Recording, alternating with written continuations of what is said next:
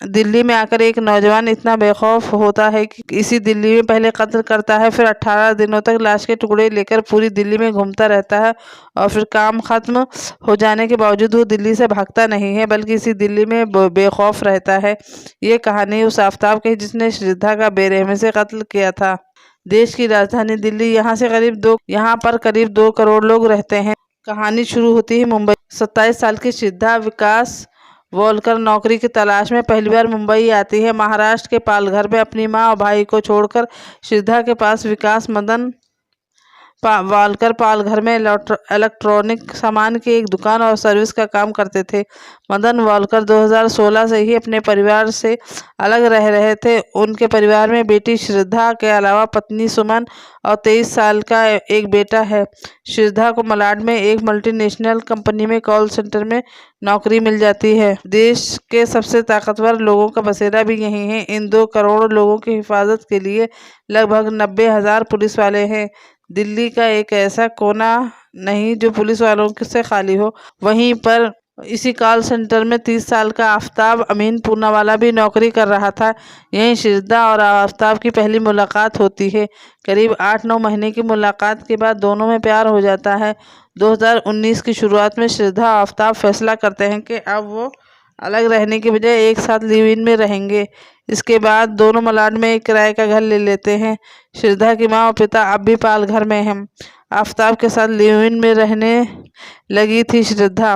Live in में रहने के कुछ दिन बाद ही श्रद्धा एक रोज अपनी माँ को आफताब के बारे में सारा सच बता देती है। माँ से होते हुए ये बात बाप तक पहुँचती है। दोनों आफताब के साथ श्रद्धा के रिश्ते का विरोध करते हैं।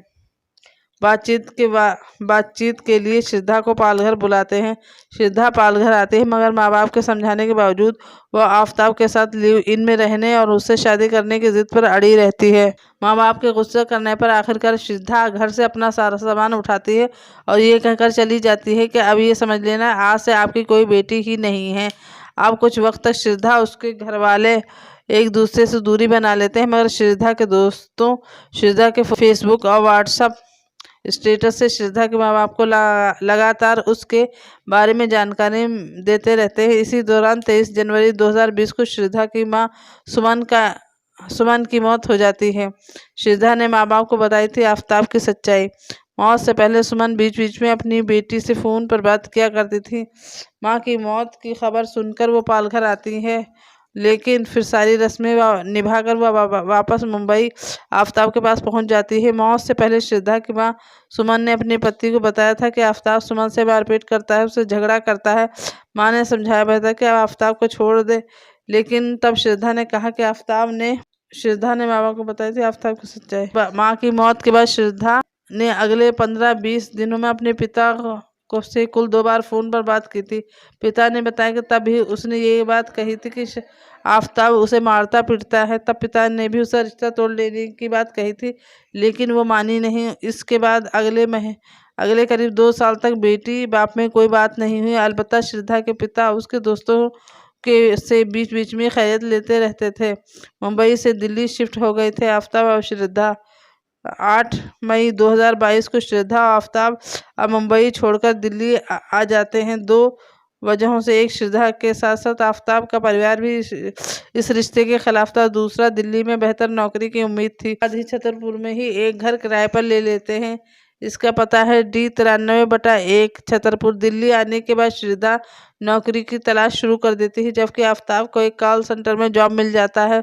श्रद्धा से उसके भाई और पिता से अरसे से बात नहीं हुई थी पर श्रद्धा के दोस्तों के जरिए उन्हें ये पता चल चुका था कि दोनों अब दिल्ली में हैं, छतरपुर में कहीं रह रहे हैं। श्रद्धा का फ़ोन बंद होने पर पिता को हुआ शक।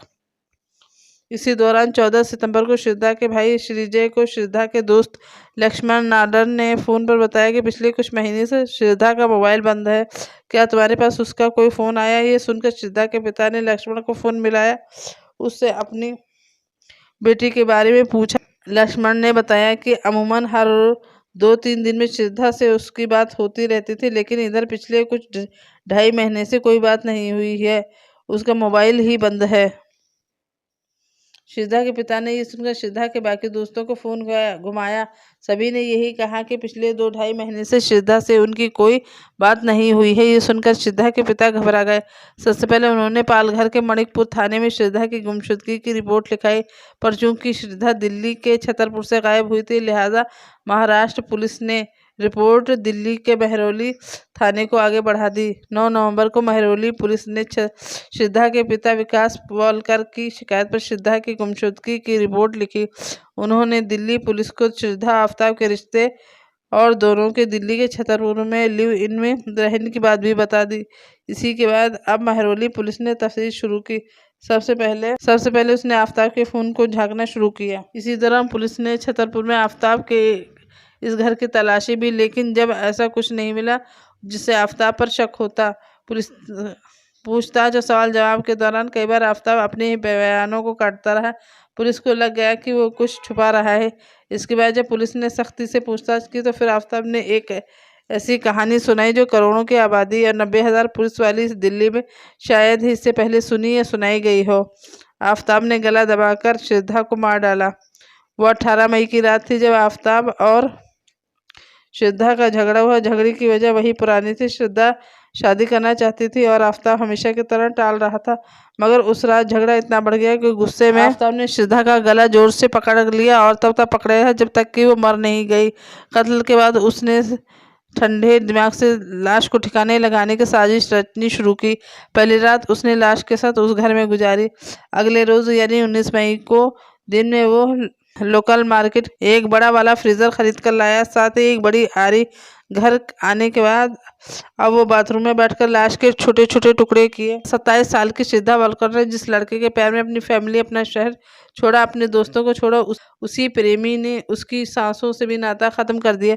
मुंबई सटे वसई की रहने वाली श्रद्धा के प्रेमी और आरोपी आफ्ताब ने दिल्ली में उसकी गला घोंटकर हत्या कर दी। फिर 18 दिनों तक शव के छोटे छोटे टुकड़े कर महरौली के जंगल में फेंकता रहा ताकि वो किसी के पकड़ में न आए। शव के टुकड़े करने का आइडिया आरोपी को अमेरिकन क्राइम सीरीज से आया। उसने श्रद्धा के करीब 20 टुकड़े किए थे। श्रद्धा के दोस्तों ने भी बताया कि एक बार श्रद्धा ने उसे मैसेज करके बोला था कि मुझे यहाँ से ले जाओ वरना आफ्ताब मुझे मार डालेगा।